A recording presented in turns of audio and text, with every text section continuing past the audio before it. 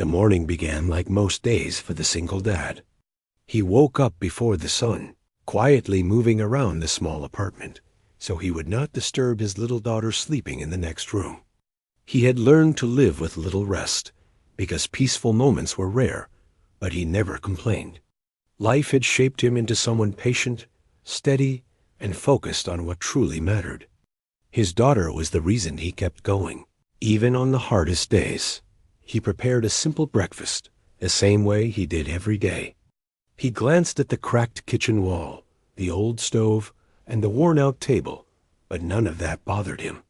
He only cared about giving his child a calm start to the day.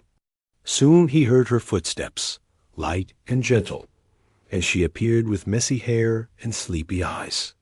She climbed onto the chair, and he sat across from her. They talked quietly, sharing soft smiles and small moments that made their mornings feel warm, despite the tiredness around them. After dropping her off at school, he headed to his first job. He worked at a repair shop, fixing everything from appliances to old bicycles. His hands were rough, carrying marks from years of work. At the shop, he stayed quiet and focused, doing the jobs no one else wanted. He never argued, never complained. People often underestimated him because of his simple clothes and tired expression, but he had learned to ignore judgment long ago. By midday, he rushed to his second job. He worked as a cleaner at a nearby office building. While others took lunch breaks, he carried his cleaning cart through hallways, wiping floors and emptying bins. Sometimes people walked past him without noticing he existed, but he did not mind. He was used to being invisible. What mattered was the paycheck and getting home in time to spend the evening with his daughter. But that day, something unusual happened. As he walked through the office courtyard after finishing his shift, he noticed a woman sitting alone on a bench. She looked out of place. Her clothes were elegant, but she tried to hide behind a pair of sunglasses and a quiet posture. There was something about the way she sat still, tense, almost guarded, that drew his attention. She looked like someone carrying a secret she could not share. He was not the type of man to approach strangers, especially someone who seemed well above his world. But as he passed by, he noticed she kept glancing nervously at her phone. Her hand shook slightly, and her breathing looked uneven. She seemed deeply troubled. That made him pause. He stopped a few steps away. "Are you all right?" he asked in a gentle, low voice. The woman lifted her head. She did not answer right away. Instead, she stared at him as if surprised that someone had noticed her at all. People usually looked away from strangers in distress, but he stood there patiently, giving her space to answer. "I'm fine," she finally said, though her voice did not sound convincing. He nodded but did not move. "If you need help, I can call someone, or get you some water." Her expression softened slightly. She seemed unsure whether to speak or stay silent. Finally, she looked at him carefully, as if studying the kind of person he was. "Thank you," she said quietly. "I'm just dealing with something complicated." He did not pry. He simply nodded and turned to leave, not wanting to make her uncomfortable. That small gesture of checking on her without pushing stayed with her. She watched him walk away, pushing his cleaning cart. He did not seem curious about who she was, or why she looked troubled. It was rare for her to meet someone who offered help without expecting anything. Later that day, after picking up his daughter from school, he took her to the community park. It was their usual routine. She played on the swings while he sat on a bench, watching her with the kind of quiet joy only a parent could understand. The park was peaceful in the evenings, filled with families and soft laughter.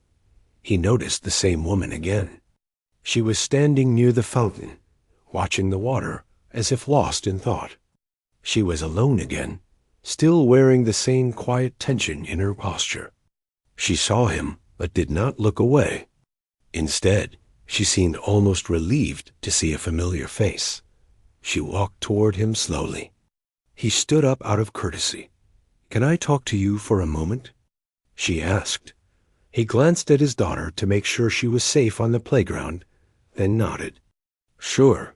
She hesitated before speaking. "I know this will sound strange," she said gently, "but earlier today, when you asked if I was okay, no one has done that for me in a long time. People usually walk past me, even when they know who I am." He did not know what she meant. He simply waited. "My name isn't important right now," she continued, "but I need someone's help, and I don't know who else to ask." He frowned a little, unsure where this was going. "What kind of help?" She took a deep breath. "I need someone to pretend to be my husband. Just for a weekend." The words sounded unreal. He blinked, certain he had misheard her. A soft breeze passed between them, but neither moved. "I'm sorry," he said slowly. "I think I'm misunderstanding." "You're not," she replied. "I know how strange it sounds, but I don't have many choices. And I noticed something about you earlier. You're calm, respectful, steady. You didn't ask questions when you saw me upset. You didn't try to take advantage. That's rare." He looked at the ground, unsure how to respond. He had never been part of anything unusual like this. His life was built on simple routines and responsibilities. Pretending to be someone's husband, especially a woman who looked like she belonged in a completely different world, felt impossible. "I can't do that," he said quietly. I'm not someone who fits into whatever you need." She shook her head. "I chose you for a reason. Not because you look like a wealthy man, but because you look honest. And I need someone who won't betray me." He stepped back slightly. The weight of responsibility he carried every day made him cautious. He could not jump into something that might affect his daughter. "I have a child," he said firmly. "I can't get involved in anything risky." She looked at the playground and saw his daughter laughing with another child. Her expression softened. "I know. I saw her earlier. She's sweet. And I promise you, I'm not asking you to do anything dangerous. I just need you to come with me for a weekend. Pretend to be my husband so my relatives believe I'm happily married and stop trying to control my life." He exhaled slowly, torn between wanting to help and needing to protect his daughter. "Why me?" he asked again, more quietly. She met his eyes. "Because you're the only person I've seen today who treated me like a human being, not a problem or an opportunity." Her voice trembled slightly, though she tried to hide it. She was someone used to holding everything together, someone who rarely asked for help. He sensed her sincerity, even though the request still felt heavy. "I need time to think," he said simply. She nodded. "I understand. Just ... Please consider it." She handed him a small card with a number on it. Not fancy, not embroidered, just simple. Like she wanted the moment to be private, not formal. As she began to walk away, his daughter ran toward him with a bright smile, holding a small flower she had picked. The woman paused, watching the child offer him the flower. There was something soft in her eyes, something almost longing. She gave a small nod, then left without another word. He held the flower for a long moment, looking at his daughter's happy face. But his mind stayed on the woman's request. He had no idea that this strange moment would change his life forever. The night after the woman's unusual request, the single dad lay awake longer than he expected. His daughter slept beside him, curled up with her favorite stuffed toy, unaware of the thoughts storming inside his mind. He watched her gentle breathing and wondered why life suddenly pulled him toward something so strange and unpredictable. He had always chosen simple paths. Anything complicated usually brought trouble, and trouble was something he couldn't afford when he was raising a child alone. Yet the woman's eyes, the quiet pain she tried to hide, the sincerity in her voice, they all stayed with him. By morning, He still had no answer. He prepared breakfast like always, walked his daughter to school, and went to his first job. But the thought kept returning. Why him? Why such a request? And why did she speak as if time was running out for her? During his lunch break, he took out the small card she had given him. Just a phone number, nothing else. No name, no title, no fancy company logo. It was strange, but maybe that was her intention. Maybe she wanted him to feel safe contacting her. He stared at the card for a long time before finally taking out his old phone. His hands felt heavier than they should. He dialed the number slowly, almost hoping she wouldn't answer. But she did. Her voice came through softly. "I was hoping you would call." He didn't know what to say.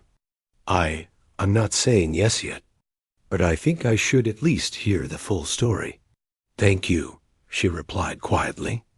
"Can we meet? I'll explain everything. I owe you that much." They agreed to meet at a small cafe near the park. When he arrived, she was already there, sitting at a corner table, away from everyone's eyes. She had removed her sunglasses this time, and he finally saw the tiredness beneath her calm expression. She stood up when he approached, as if showing him respect, something he wasn't used to. They sat down, and for a moment, neither spoke. She seemed to be gathering courage, and she began. "I wasn't honest with you yesterday," she said softly. "Not because I wanted to lie, but because I didn't know how to explain something so personal to a stranger." He nodded, remaining patient. "I come from a powerful family," she said. "Too powerful sometimes. They control everything, our businesses, our homes, even our choices. And now they're trying to control mine." She took a slow breath. "They want me to marry someone I don't trust, someone they can manipulate. If I refuse, they can remove me from my own company. They've done it before to others." He listened carefully. Her voice wasn't angry. It was tired, as if she had been fighting for too long. "The only way to stop them," she continued, "is to convince them that I already have a stable marriage. Partner who stands by me. Someone they can't push aside. Someone who doesn't depend on them in any way." He frowned. "So you want a stranger to help you fight your own family?" "Yes," she said honestly. "Because a stranger is the only person they can't manipulate. Everyone in my world has a price or an agenda. They think they can buy people or scare them. But you helped me without knowing who I was. You treated me like a person. That's something I don't get anymore." He felt a mixture of sympathy and discomfort. "But pretending to be your husband? That feels huge." "I know," she whispered. "And I'm sorry to ask, but the family retreat is this weekend. They expect me to show up with a husband. If I don't, they'll take everything I've worked for." He looked down at his hands. "And you're sure they'll believe someone like me? You're exactly the kind of person they wouldn't expect." She leaned forward slightly. "And that's why it will work. They won't think I planned it. They'll think I married for reasons they can't predict." He shook his head slightly, still unsure. "I have my daughter. I can't involve her in something dangerous." Something shifted in her eyes. "I would never put her at risk. I promise you that." He believed her sincerity, but doubt still lingered. "Why did you look so upset yesterday? Before I spoke to you?" She hesitated. Then she answered quietly. "I had just come from a meeting with them. They cornered me, told me I was running out of time, that I had to make a choice, marry their candidate, or lose everything I built." He understood now why her voice had trembled, why her hands had shaken. "I've been alone my whole life," she said, her voice turning softer. "Surrounded by people, but never truly seen. Yesterday, when you asked if I was okay, it felt like someone finally noticed me." Her honesty surprised him. She didn't talk like a cold or spoiled woman. She talked like someone locked inside a life she never asked for. The waiter approached with 2 cups of tea, and they both paused until he left. "I know my request sounds unbelievable," she said quietly, "but I'm not asking you to save me. Just help me protect what I've built. Just for one weekend. After that, we go our separate ways." The father leaned back in his chair. "And you'll give me something in return, won't you?" She nodded slowly. "I will help you and your daughter. Not as payment, more like gratitude, support, stability, whatever you need, education, a safer home. Opportunities you've struggled to reach because life hasn't been fair to you." He looked away, troubled by the thought of accepting help that felt too large. "I'm not trying to buy you," she added gently. "I know you're not someone who can be bought. That's exactly why I chose you." He stayed silent for several seconds. His mind raced with questions and worries. "I still don't understand why you trust me," he said finally. She took a slow sip of her tea before answering. "When you saw me breaking yesterday, you didn't look at me with judgment. You didn't ask for anything. You didn't try to use my weakness against me. Do you know how rare that is? In my world, kindness is so unusual that it feels suspicious. But with you, it didn't." Her gaze softened even more. "You felt safe. And safe is something I haven't felt in a very long time." He shifted uncomfortably. Being called safe wasn't something he ever expected. It wasn't a word people usually used for men like him. But he could tell she meant it. She looked down at her hands. "If you say no, I'll understand. I won't bother you again." But I had to try. I had to ask someone who looked like they had a good heart. Her voice cracked slightly. "Because if I lose everything this weekend, I don't know how I'll rebuild." Silence settled between them. The cafe felt too quiet, too still. He thought of his daughter, of the life he wanted to give her, of how many nights he stayed awake worrying about bills, school fees, rent, and safety. And he thought of the woman sitting across from him, someone powerful in the eyes of the world, yet trembling inside just like any human. "If I agree," he said slowly, "what exactly do you need me to do?" A small breath escaped her, almost relief. "Just act natural. Hold my hand sometimes. Stand beside me when we talk to the family. Smile. Look like you care. You don't have to lie about your life. In fact, the truth will work better. They'll see you're not involved in their world, and they won't suspect anything." He nodded a little, but still felt the heavy weight of uncertainty. "And after the weekend?" "After the weekend, you're free," she said softly. "No complications. No obligations. Just gratitude. And whatever support you allow me to give your daughter." He looked at her deeply, trying to understand whether she was being honest.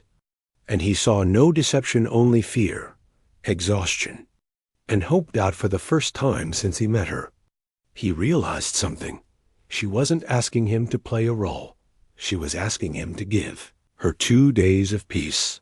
He took a slow breath. "I'll think about it tonight, and I'll give you an answer tomorrow." She nodded with a gentle expression. "Thank you. That's more than I expected." They left the cafe separately. The sky had turned golden, and the air felt cooler. He walked toward the school to pick up his daughter, his steps heavy but thoughtful. He knew one thing, whatever choice he made, his life would not be the same. The next morning arrived with a quiet heaviness. The single dad barely slept through the night. Every time he closed his eyes, he saw the woman's face, her calm voice, her tired expressions, the hidden fear she tried so hard to disguise. It wasn't fear of losing money. It was fear of losing control of her own life. He made breakfast the same as always, but his mind was far away. His daughter noticed something was off and tugged gently on his sleeve. "Are you okay?" she asked in her soft little voice. He forced a small smile. Just thinking about something important. She nodded as if she understood, even though she didn't. She always sensed when he was worried, and that alone made him want to choose carefully. He could not bring chaos into her life. She had already lived through enough. After dropping her at school, he walked slowly through town, not toward his job, but toward the park. Something told him he would find the woman there. And he did. She stood under a tall tree, looking at the ground as if trying to collect her thoughts. When she saw him, her eyes widened slightly. She looked hopeful but nervous, as if she expected him to say no. He approached with steady steps. "I thought about it," he said quietly. She held her breath. "I'm willing to help you," he continued. "But I need to know everything. No secrets." She nodded immediately, almost too quickly. "Of course. Anything you want to ask." He looked into her eyes. They weren't the eyes of someone playing games. They were the eyes of someone exhausted from fighting alone. "I want to understand what I'm walking into," he said. "Your family? They won't hurt us, right?" "No," she answered firmly. "They're not violent. They are just controlling and manipulative. They know how to make people feel small. But they won't harm you or your daughter." That eased him slightly. "And what exactly do you expect from her? Does she need to pretend too?" Her expression softened almost tender. "This is the part I didn't mention yesterday. It's the reason I'm asking a big favor." She paused. "Your daughter must come with us." He stiffened. That was the one thing he feared. "No," he said instantly.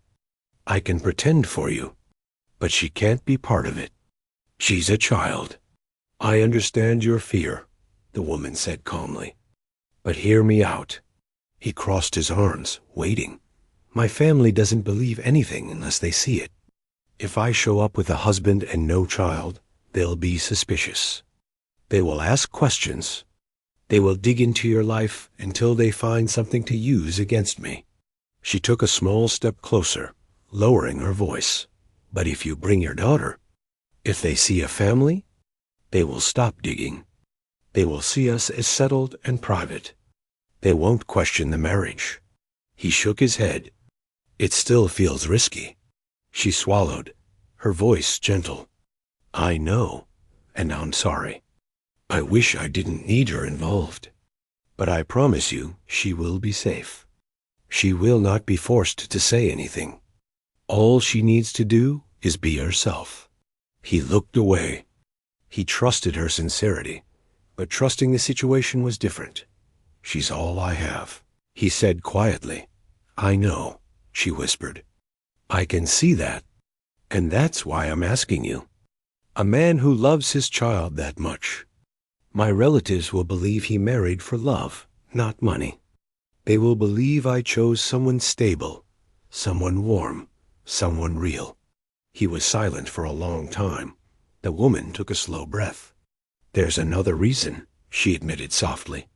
"A reason that's personal." He waited. "When I met your daughter yesterday," she continued, "the way she smiled, the way she handed you that flower, it reminded me of something I lost a long time ago." She looked away for a moment, her voice trembling just a bit. "I grew up in cold rooms, around cold people. Nothing was ever warm. Nothing was ever gentle. Seeing her just for a moment made me feel something I haven't felt in years." He looked at her, surprised by her honesty. "I'm not using her," she said quickly. "I would never do that. But if she's there, the retreat will feel less like a battlefield and more like something safe." She met his eyes. "Please, just this one weekend." He let out a slow breath. She was asking a lot, but she wasn't manipulating him. She was being human, vulnerable. That made the difference. After a long silence, he asked, "Where is this retreat?" "Just outside the city," she replied. "A private estate. We will stay in a guest house." You'll have your own room with your daughter. I'll be next door. You won't be uncomfortable." He nodded slowly. "And what do you need me to do?" "Just be yourself," she said. "Stand beside me. Look supportive. Talk when needed. Be warm with me. Not overly affectionate, not distant. Just natural." She paused. "You don't have to kiss me or do anything uncomfortable." He felt relieved at that. "And the marriage story?" he asked. "I have it prepared," she said. "Simple and believable. We met at the park, bonded over life struggles, connected unexpectedly, and decided to marry quietly, away from attention. It works because it's close to the truth." He looked down again. Every part of this felt unreal. "A weekend," he repeated. "Just 2 days?" "Yes," she confirmed softly. 2 days, and then you go back to your life. No strings. No obligations." He thought about his daughter, her small hand slipping into his, her smile, her innocence. Could he put her in a place full of powerful, manipulative people? Could he trust that nothing would happen? As he stood there thinking, the woman's voice softened again. "I will protect her as if she were mine." Those words made him lift his head. She continued, "I may not know how to live a normal life, but I know how to stand up for the people I care about. If anything makes you uncomfortable, you leave immediately. If anyone disrespects you or your daughter, I will handle it." He finally asked the question that had been holding him back. "And after all this, what happens to you?" She paused. "If it works," she said quietly, "I get to keep my company. I get to keep my freedom. I get to keep my choices." Her voice lowered even more. "And I stop being treated like a pawn." Something inside him shifted. All his life, he had wished someone would fight for him. For once, maybe he could fight for someone else. "When do we leave?" he finally asked. The relief that washed over her face was almost painful to watch. Her shoulders dropped slightly, her breath escaped in a soft rush, and her eyes shimmered not with tears, but with gratitude. "Tomorrow morning?" she said. "I'll send a car to pick you both up." He nodded slowly. "Okay." She stepped closer, not too close, just enough to show her sincerity. "Thank you," she whispered. "I won't forget this." He walked away with slow steps, the card still in his pocket. He didn't feel scared anymore, not exactly. He felt responsible. Needed in a way he had never been needed before. That evening, when he picked up his daughter from school, she ran into his arms, laughing and calling his name. He held her close, feeling her warmth, and wondered how she would react to the weekend ahead. He didn't tell her the full story.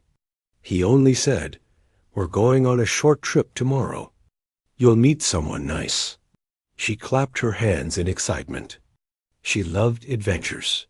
Later, after she fell asleep, he packed their small bags, simple clothes, her favorite toy, and a photo of her he always kept in his wallet. He sat on the edge of the bed, staring at the wall.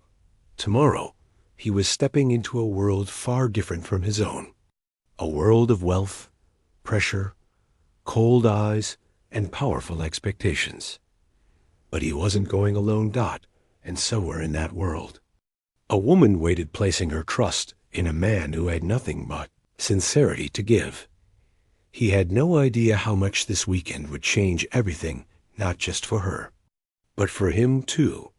The ride back from the gala lingered in both their minds long after the car doors had closed. He sat in the back seat with his hands resting on his knees, feeling the warmth of her quiet smile still wrapped around him. She sat beside him, staring out the window, but seeing none of the passing lights. Her thoughts were still on him, and the way he had stood between her and the people who doubted her. Yet the night was far from over. When the car stopped in front of her cliffside home, she hesitated before stepping out. It wasn't the cold wind or the late hour that made her chest tighten. It was the fear that once they walked through the door, reality would break whatever calm had formed between them.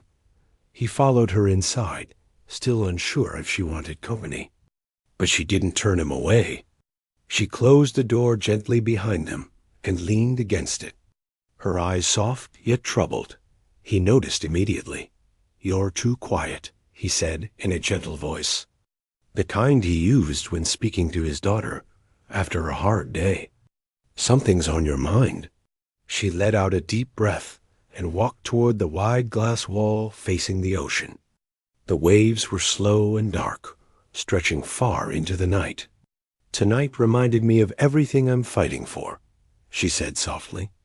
"But it also reminded me of how alone I feel in all of it." He stepped closer, but kept a respectful distance. "People like them don't see what you've built, only the image they want to create of you." She gave a sad smile. "You make it sound simple." "It is simple," he replied. "Not easy, but simple." She turned to him, her eyes holding something new, something fragile. "What about you? How do you handle people who look at you like you don't belong anywhere?" He thought of his small apartment, his night shifts, the school meetings he attended alone, and the way judgment followed him almost everywhere. "I remind myself that I'm not here to impress anyone," he said softly. "I'm here to take care of my daughter. That's enough." A slow warmth passed over her face. She admired that, the certainty, the quiet courage he carried. Then she walked closer and handed him a folded piece of paper. He looked confused. "Open it," she whispered. He unfolded it carefully. Inside was a formal invitation with gold trimming. "Annual Board Retreat, Private ISL&D 3 days. Dozens of powerful investors." And her name written at the top. As the host, his stomach tightened. "You want me there?" "Yes," she said, her voice growing steadier. "They will all bring partners. They always do. It's part of their game, showing unity, stability, flawless lives. And you want me to pretend again?" He asked. He wasn't against helping her, but he needed to understand. She nodded slowly. One last time. Silence filled the room. He stared at the paper again. An island, days away from his daughter, surrounded by strangers who would judge him in every breath he took. "I don't know if I can leave her alone that long," he said honestly. 3 days is a lot. "She can come," she said immediately. "Both of you. You'll stay in your own villa on the island. Everything will be comfortable and private. I don't want to make your life harder. I need someone I trust." Those last words landed heavily. She trusted him. He looked up at her, surprised by the emotion in her eyes. Not desperation, not fear. Something softer. "You helped me tonight in a way no one else ever has," she continued. "They listen to me more when you're beside me. They think twice before talking down to me. I don't know why, but it works." He rubbed the back of his neck. "Maybe it's because I don't care who they are." She laughed quietly. "Maybe that's exactly what I need." The room softened around them, the silence turning warm instead of tense. But then she spoke again, and her voice carried a different weight. "There is one condition," she said. He looked at her carefully. "What kind of condition?" She clasped her hands in front of her. "If you come with me, you can't protect me only when people are watching. I need you to be honest with me, even if you think I won't like what you say." He blinked. "You mean you want me to tell you the truth about everything?" "Yes, all of it. No one in my world does that. Everything is filtered, polished, planned.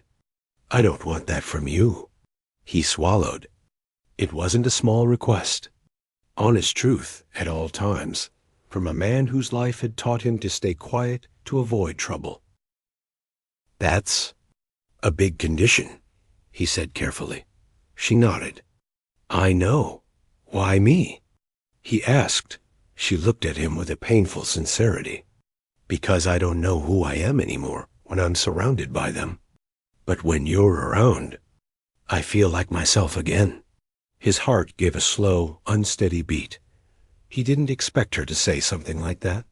He didn't expect her to look at him with that kind of honesty. He took a breath. "Okay," he said quietly. "Then I need you to be honest with me too." Her eyes widened slightly.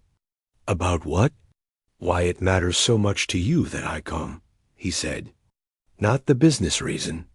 The real one." A long silence stretched between them. Finally, she spoke, barely above a whisper. "Because when you're beside me, I don't feel alone." The words trembled in the air. He didn't move for several seconds. She had never said something so vulnerable, not even close. She was a woman known for her strength, her confidence, her distance. But right now, she looked like someone who had been carrying too much for too long. He stepped closer, not touching her, but close enough that she felt him. "You're not alone," he said softly.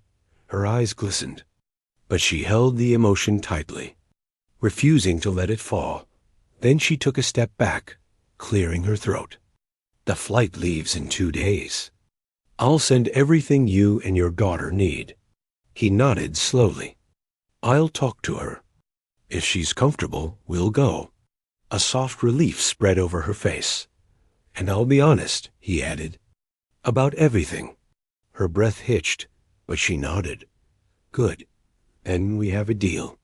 He gave her one last quiet look before leaving the house. The night wind brushed across his face the moment he stepped outside, but his mind was still inside with her. Her confession, her trust. 2 days. 2 days until he stepped into a world he didn't belong to. 2 days until he pretended to be someone he WASN single quotes T. 2 days until he faced whatever truth this strange partnership was turning into.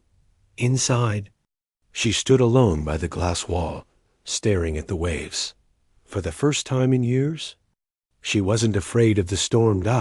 She was afraid of what she was beginning to feel, and afraid of what might happen when the island forced both of them, with no cameras, no audience, no masks, to finally face the truth they had been quietly avoiding.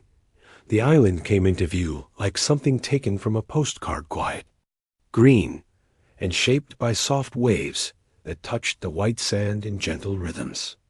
But inside the plane, he wasn't looking out the window.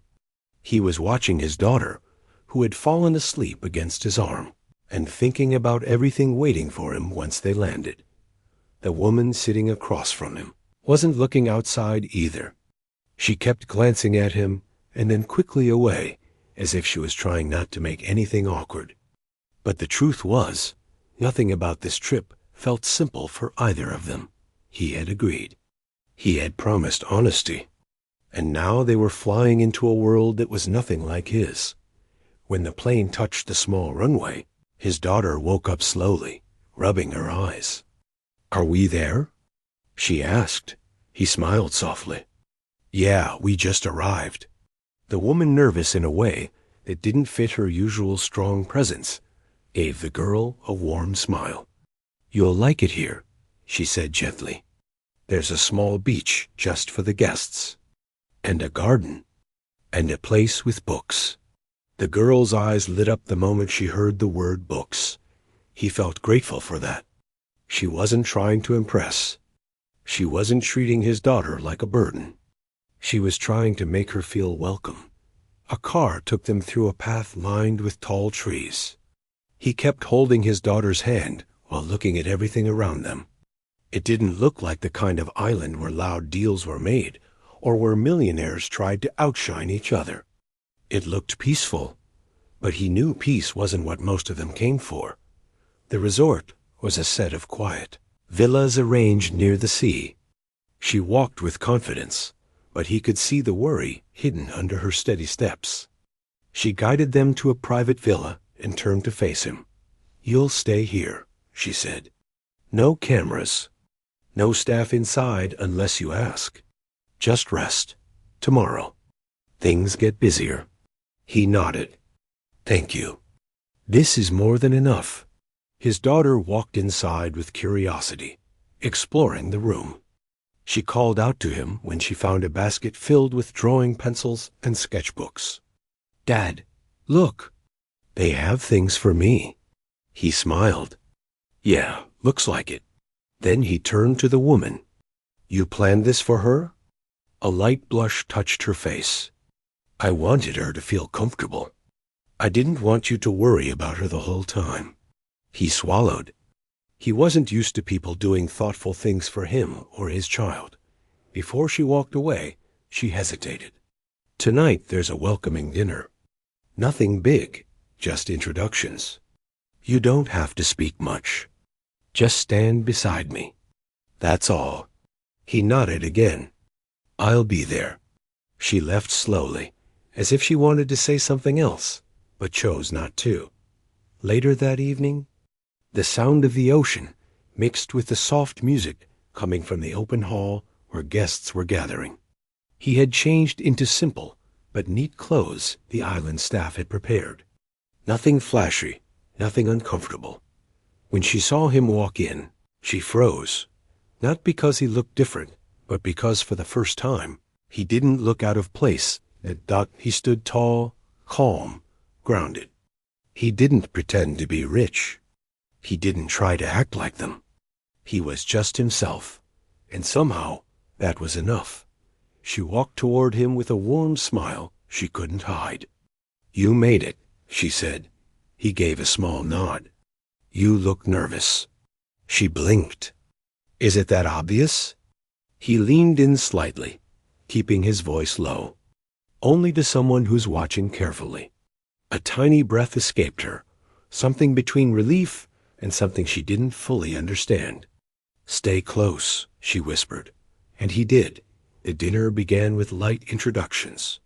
People talked loudly, laughed loudly, showed off loudly. Some whispered when they saw him. Some raised eyebrows. Some simply stared, but he didn't flinch. He didn't shrink. He stood beside her with the same steady presence he had shown on the night of the gala. At one point, a man with a sharp smile walked over. "So," he said, looking him up and down, "you're her husband?" Before she could speak, he answered, calm and clear, "Yes." The man wasn't expecting that confidence. "And what do you do?"